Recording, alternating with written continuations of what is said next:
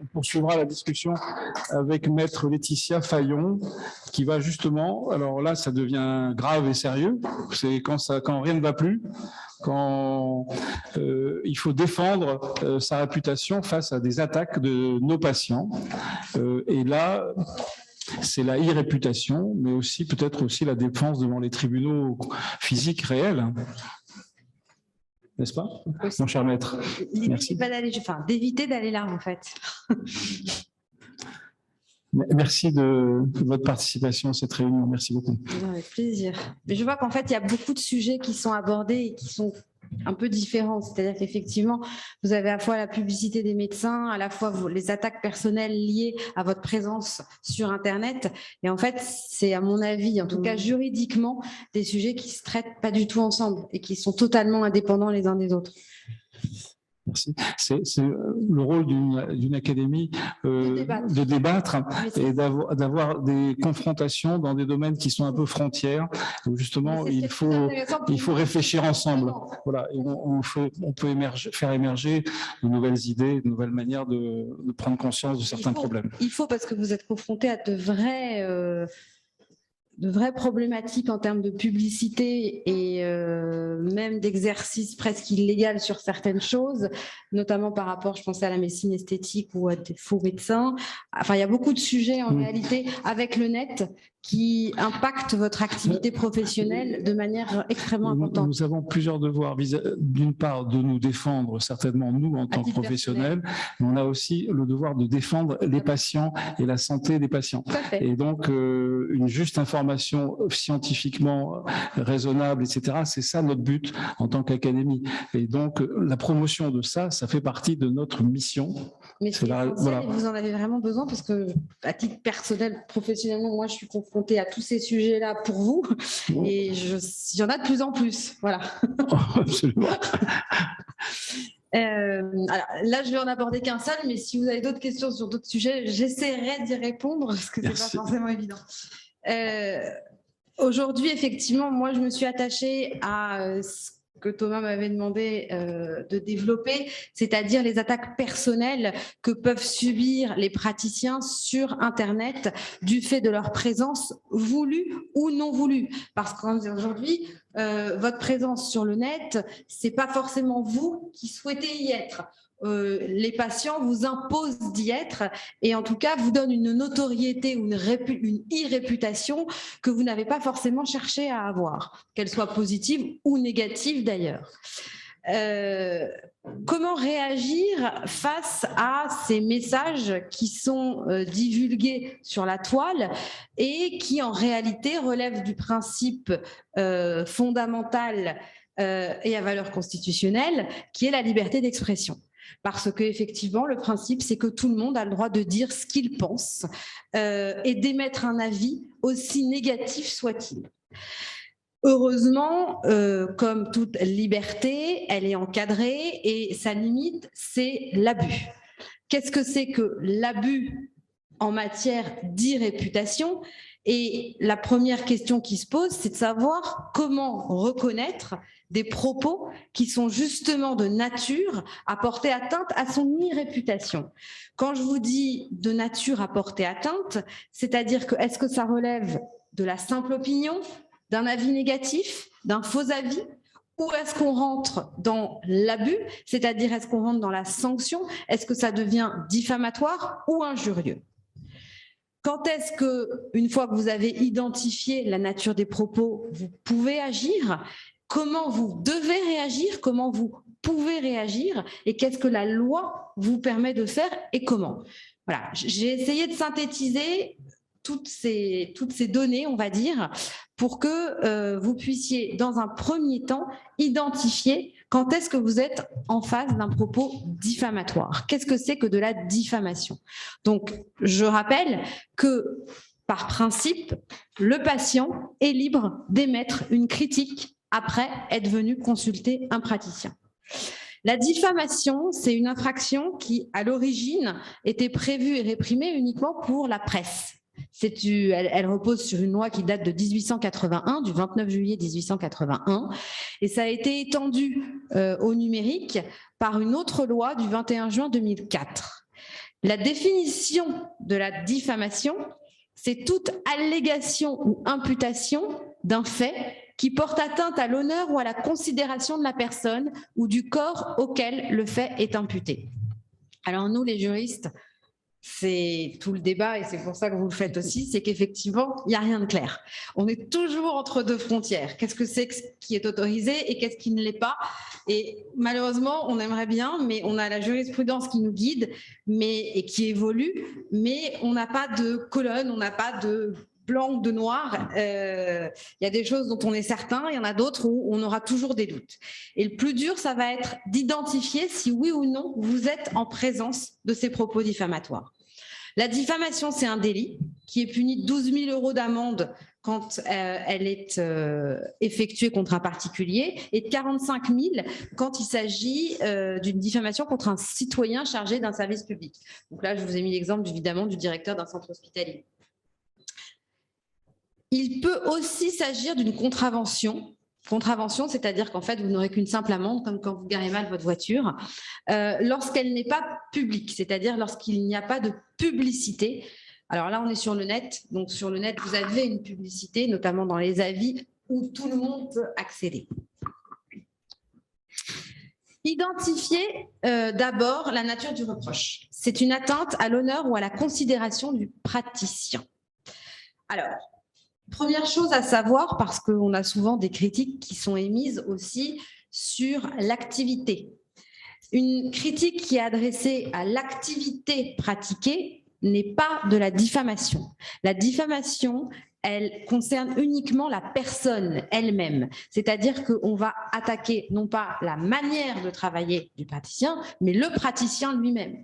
Il y aura une différence en critiquer l'opération qu'il a faite parce qu'on estime qu'elle n'est pas bien et critiquer lui, par exemple, dire qu'il a les mains sales. Enfin, je donne des exemples, mais c'est vraiment dirigé contre le praticien lui-même. Maintenant, qu'est-ce qu'on entend par honneur et qu'est-ce qu'on entend par considération? L'honneur, généralement, on considère que ça relève des sanctions pénales. C'est un acte susceptible de recevoir une qualification pénale.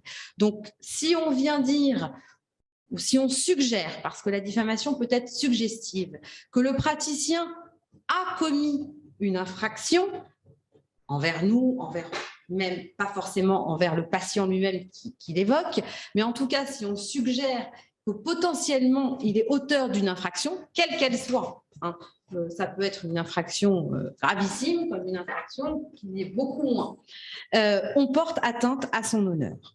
La considération, c'est un terme beaucoup plus générique et beaucoup plus vaste. C'est la bonne réputation de manière générale, la bonne réputation que le bon père de famille voudrait avoir. Et qu'on est en droit d'attendre, qu'on essaye tous d'avoir, praticien, pas praticien, on essaye tous d'avoir une bonne réputation. Et en réalité, là, la frontière entre ce qui sera admissible comme critique et ce qui ne le sera pas, ce sera l'attaque personnelle. À partir du moment où dans le message qui sera publié, il y aura une attaque dirigée personnellement contre le praticien, on portera atteinte à sa bonne réputation. Alors, j'ai essayé de vous donner un exemple. Lundi dernier, M. X m'a opéré des amygdales et aussi bien avant qu'après l'opération, il ne m'a pas fait un seul sourire. C'est précis, ça peut être faux et vous comprendrez après pourquoi j'ai mis tout ça, mais ce ne sera pas diffamatoire. Il n'y a pas d'atteinte ou d'honneur à la considération. Il n'a pas souri. Bon, il n'a pas souri. Il n'y a pas une volonté, une attaque personnelle. Une fois que vous avez identifié l'atteinte à l'honneur ou à la considération, il faut voir la forme du reproche. Alors là, c'est plus facile parce qu'en réalité, le reproche, il peut être fait sous n'importe quelle forme. C'est-à-dire une phrase, une affirmation, une exclamation, une interrogation, mais ça peut même être un silence, ça peut être des points de suspension qu'on va considérer comme diffamatoires, ça peut être une insinuation. Donc, c'est assez rare en matière de diffamation, mais au moins sur la forme, elle peut être... Insinuation. Elle peut être, oui, elle peut être assez facile à identifier. L'objet du reproche, il faut que ce soit un fait précis et déterminé. Là, en réalité, vous avez toute la distinction entre l'injure et la diffamation. L'injure, c'est assez facile dans le langage courant, c'est toute expression outrageante, terme de mépris ou invective qui ne renferme l'imputation d'aucun fait. Quel raciste ce médecin! Non mais vu les prix qu'il pratique, c'est un énorme voleur. Vous avez des termes, des invectives qui sont très clairs et là, il n'y a pas de débat, une injure est beaucoup plus facilement identifiable que de la diffamation. La diffamation, il va falloir qu'il y ait des faits et en réalité, il faut vous demander tout simplement si ces faits sont susceptibles de faire l'objet d'une preuve ou d'un débat contradictoire. Si c'est le cas, vous êtes en matière de diffamation. Le destinataire du reproche. Donc, non seulement il faut regarder si ça porte atteinte à l'honneur et à la considération, si vous avez des faits, de quelle nature ils sont, est-ce qu'ils sont susceptibles de débats contradictoires, et surtout, il faut pouvoir identifier le destinataire. Il faut que la personne qui ouvre son ordinateur et voit le message puisse identifier la personne dont on parle. Alors évidemment, sous les Google, c'est facile, il y a votre nom, donc a priori, on parle de vous. Mais parfois, c'est dans des chats où on ne va pas mettre le nom du médecin, mais on va quand même pouvoir l'identifier. Il y aura une adresse, il y aura pas mal de choses qui vont permettre de comprendre qu'on parle de ce médecin-là. Mais il faut pouvoir le faire parce que sinon, vous ne serez pas en présence d'une diffamation. La diffamation ne peut pas porter sur un produit ou un service. Ça, c'est ce que j'ai commencé à vous dire au départ. Ça ne peut pas porter sur l'activité en elle-même. C'est une attaque personnelle. La personne diffamée doit être nécessairement identifiable. Il peut s'agir d'une personne morale, pas forcément un médecin précis, doté de la personnalité morale. Et ça peut, en revanche, il faut toujours identifier l'atteinte personnelle au groupement. Toujours. La publicité du reproche, c'est ce que je vous expliquais en introduction, c'est ce qui va distinguer le délit de la contravention. C'est parce qu'il y a une publicité qu'on aura le délit de diffamation. Et qu'est-ce que c'est que la publicité? C'est très simple, c'est quand on a accès, tout le monde a accès aux commentaires. Et je vous ai donné 2 cas où vous n'aurez pas de publicité. Quand il y a une communauté d'intérêt entre internautes, c'est-à-dire des sites associatifs, des sites syndicaux, et quand il y a un accès restreint au site où il faut une véritable sélection du public.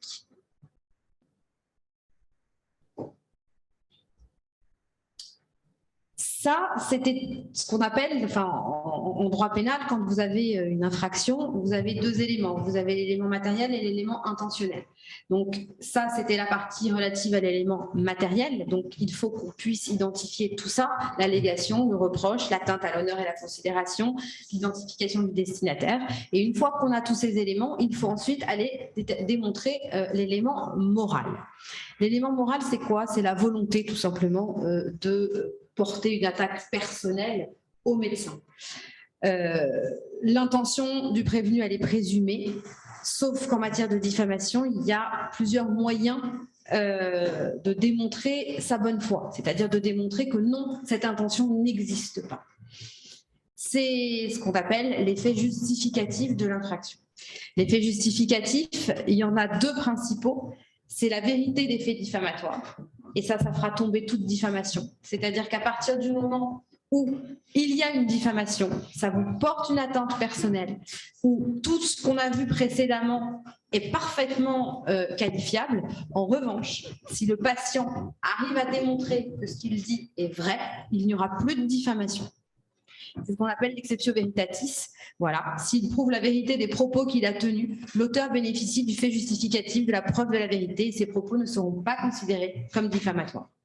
Donc, il peut prouver la vérité des faits et il peut aussi invoquer sa bonne foi. Alors, pour prouver sa bonne foi, parce qu'en matière de diffamation, la mauvaise foi est toujours présumée, ce qui est assez rare, mais il existe quand même. Il y a 4 éléments cumulatifs. Il va devoir démontrer que le but poursuivi a été légitime. Donc sur ça, généralement, qu'est-ce que viennent dire vos patients? C'était pour informer les autres. C'est légitime d'aller prévenir les gens que ça se passe mal ou que. Bon.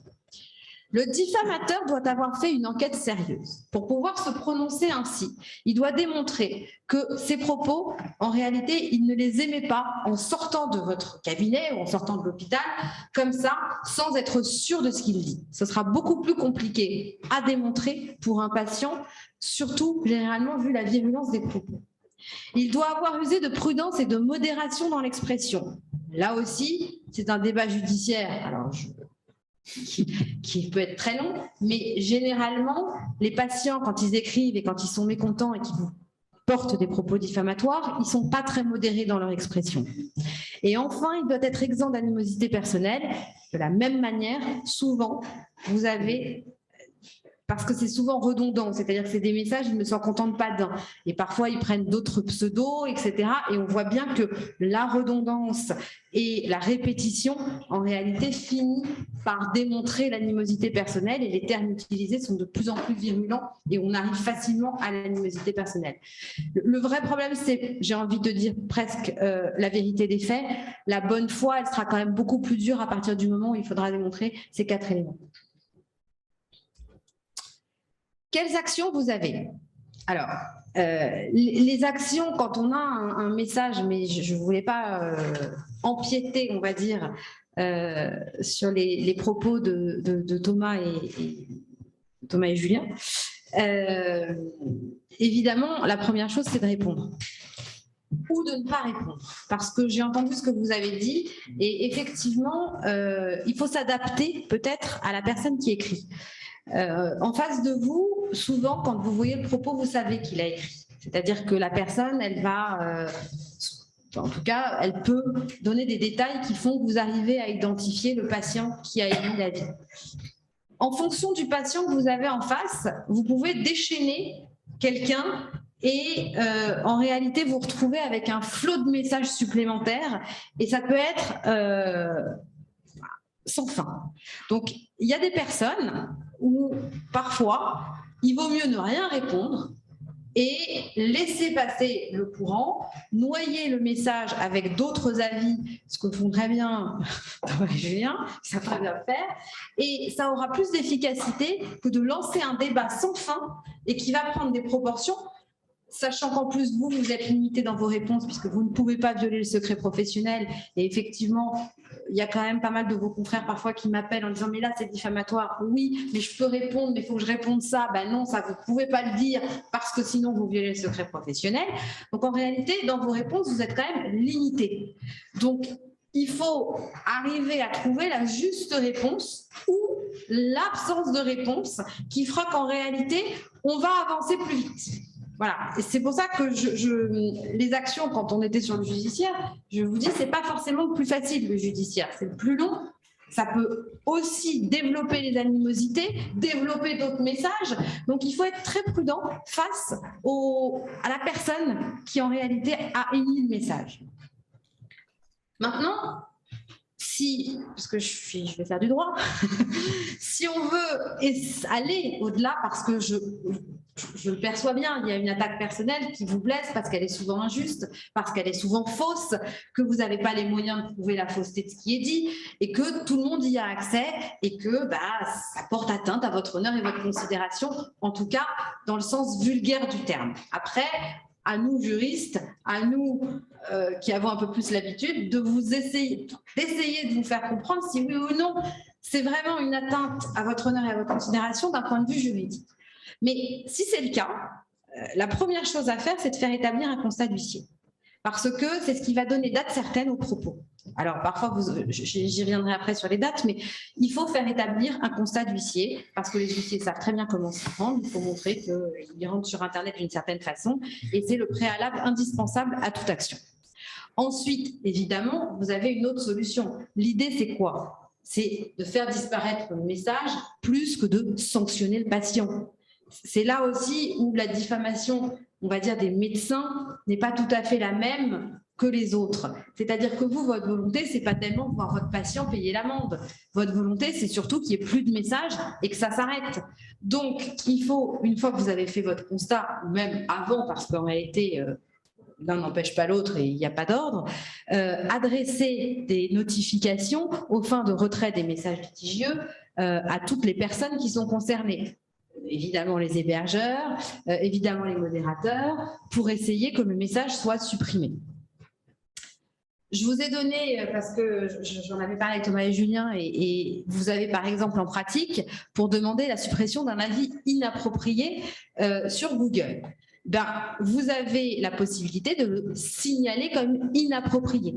Lorsque vous cliquez sur le nombre d'avis, vous avez sous chaque commentaire un signé avec un petit drapeau, avec le nom de l'auteur et la mention signalé comme inapproprié.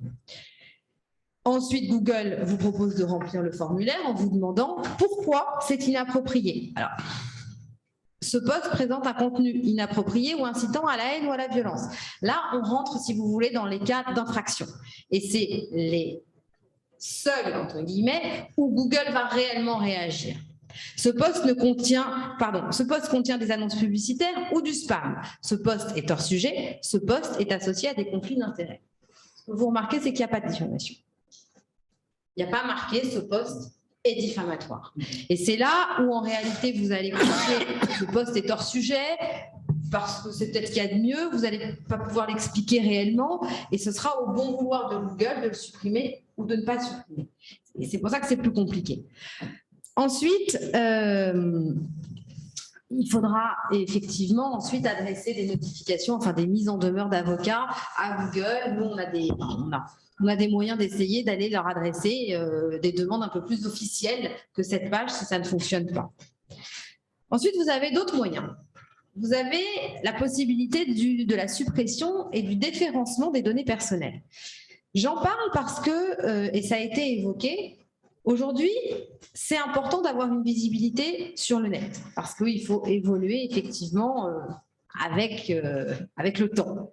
Mais on peut ne pas vouloir être sur le net. On peut ne pas vouloir répondre à l'attaque qui est faite et on peut ne pas avoir de visibilité sur le net. On peut ne pas vouloir être référencé. En tout cas, automatiquement. On peut vouloir avoir un site internet, ça c'est un choix, mais ce n'est pas pour autant qu'on veut un référencement. Eh bien, vous êtes parfaitement en droit de demander la suppression de la page qui vous référence. Vous allez contacter le responsable du site internet, vous allez contacter même Google, parce que vous avez de fait sur ces pages-là des données à caractère personnel qui sont publiées et auxquelles vous pouvez vous opposer.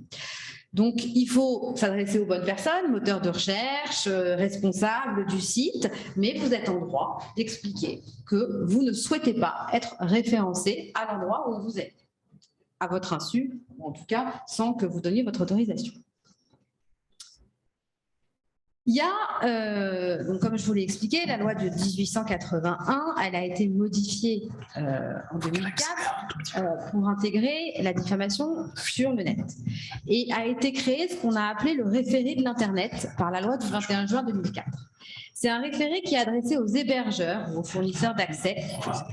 Alors le référé, c'est une procédure devant les tribunaux judiciaires, administratifs, il y en a aussi, mais là, judiciaire, pour solliciter rapidement, alors en judiciaire, le rapide, c'est relatif. Hein. Je préfère vous prévenir quand même. C'est plutôt une question de mois qu'une question de jours. Pour solliciter, même si on peut faire des référés d'horreur, enfin bon, on a des moyens, mais quand même. Pour solliciter le retrait provisoire des propos illicites, la suspension provisoire du site, tout ça est provisoire. Donc après, il faudra envisager une action au fond, mais en tout cas, c'est des mesures urgentes. Et enfin, vous avez la dernière action qui est la plus violente, mais au final, pas forcément, sauf certains cas très particuliers, celle que je vais vous conseiller, c'est-à-dire la plainte. Parce que, c'est ce que je vous disais, votre volonté, c'est de voir disparaître les propos. Ce n'est pas tellement de sanctionner l'auteur des propos.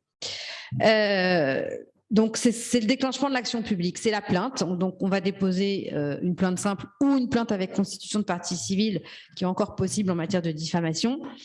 Et on peut également envisager une citation directe devant le tribunal correctionnel. Alors, je ne vous cache pas que la citation directe en matière de diffamation, il faut vraiment être sûr de soi et je ne la conseille pas.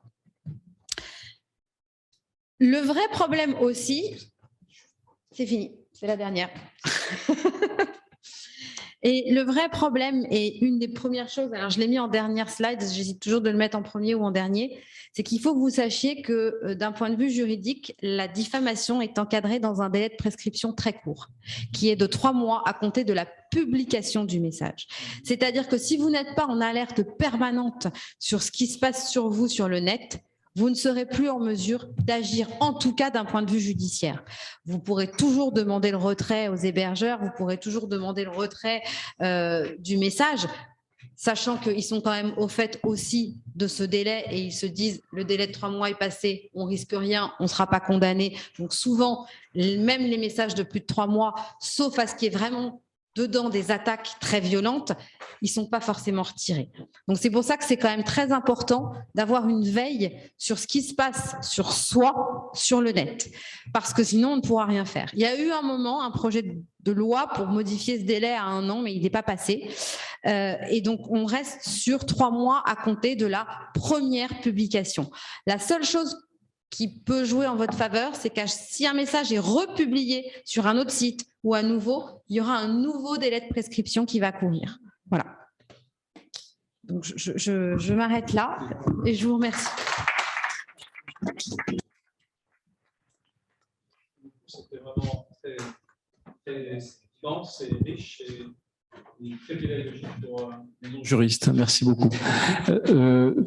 Oui, question? Oui, alors, par rapport justement aux remarques qui sont faites sur les avis Google, si nous, en tant que médecins, nous connaissons nos droits et nos devoirs par rapport au secret professionnel, est-ce que, alors c'est peut-être idiot ce que je vais vous dire, mais serait-il possible, par exemple, d'obliger Google, ou en ce qui concerne les médecins ou d'autres métiers comme les vôtres, de mettre un avis en amont de ce que vont écrire les patients ou les clients, en disant que tous les avis qui seront donnés seront susceptibles de faire l'objet de diffamation s'ils n'étaient pas justifiés, etc. Serait-il possible, parce que les personnes peuvent écrire ce qu'ils veulent, parce qu'ils ne connaissent pas finalement les risques qu'ils prennent à écrire n'importe quoi. Nul n'est censé ignorer la loi. On va te répondre ça. Et je pense qu'ils les connaissent parfaitement, les risques. Et en fait, on ne peut pas, et c'est pour ça qu'eux, ils listent la haine raciale, etc. Là, on est sur un sujet très précis qui est la diffamation. Mais en réalité, les publications sur Internet, il y a beaucoup d'infractions qui sont susceptibles d'être commises. Et on ne peut pas lister toutes les infractions qui peuvent être commises du fait d'une publication. Oui, mais pour les professions qui sont liées par le secret professionnel, dans lequel on ne peut pas répondre normalement à certaines remarques, par exemple. Mais dans ces cas-là, si vous... Enfin, mon avis, mais ça, il faut peut-être demander plus à Thomas et Julien, mais ça serait justement d'expliquer que nous avons pris bonne note de votre poste, étant lié par le secret professionnel, à la rigueur, le dire clairement dans la réponse. Nous ne pouvons pas répondre de la même manière à votre... On réinvite à la consultation. Ouais. Voilà, et nous vous invitons nous sommes disposés à en discuter. Il faut montrer une ouverture et une médiation. Voilà, que vous avez des réponses à apporter, mais que vous ne pouvez pas les donner. C'est aussi une manière de répondre, en fait. Est-ce qu'on a une idée du nombre de médecins qui portent plainte et d'affaires légales portées, ou est-ce que la plupart ne s'en occupent pas? Je ne peux pas vous le dire, parce que déjà, je n'ai pas la prétention de dire que je saurais ce genre de choses. Enfin, on est beaucoup d'avocats, donc il y a beaucoup potentiellement de plaintes déposées. Je pense qu'il n'y en a pas tant que ça.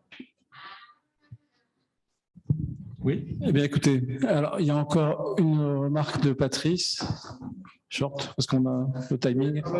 Je vais très vite et je vous remercie, c'était absolument remarquable. Donc vous avez traité les plaintes, enfin les choses qui se font pas bien sur le plan juridique, donc des patients vis-à-vis du médecin. Donc vous n'avez pas du tout traité la diffamation entre collègues, qui bien sûr n'existe pas. Et donc enfin on a regardé entre copains et tout. Et alors, on s'assassine plutôt. Oui, on s'assassine. Mais en fait, de tout ce que vous avez dit, on voit qu'il m'a traité de ceci, il m'a pas souri, etc. C'est pas de la diffamation, ça, on a compris. Par contre, je voudrais relever deux choses. Dans les deux éléments, un matériel, un moral ou intentionnel, l'intention est présumée. Alors, je ramène ma science encore toute neuve. Donc, c'est une présomption simple puisqu'elle peut être retournée. C'est pas une présomption irréfragable. Il n'y a pas de présomption irréfragable. Vous pouvez vous inscrire en fac de droit. Oui, est-ce que tu es sûr que tu es médecin ou juriste? Non, je suis médecin, mais j'ai des assurances juridiques. Et aussi, on a regardé, toujours entre collègues, on a regardé sur Google le titre de loi. Alors, la diffamation, 3 mois, voilà, on connaît parfaitement, parce que les magistrats ne parlent que de ça. Ah, la diffamation, c'est 3 mois, gna, gna, gna. Voilà, ça, on sait. Mais j'avais aussi la notion que dans le volet pénal, s'il y a un volet pénal, c'est un truc ça peut être que civil, ça pouvait aller jusqu'à un emprisonnement de 1 an. Il faut y aller fort, là. Hein. Merci, Patrice. Oui. On va te répondre. Pardon. Oui. Il peut y avoir, enfin, de mémoire, je crois que c'était qu'une amende, mais il peut y avoir, enfin, c'est jamais prononcé 1 an. Oui, c'était pour rire entre collègues. On arrête. Merci. Merci, cher maître. Merci beaucoup.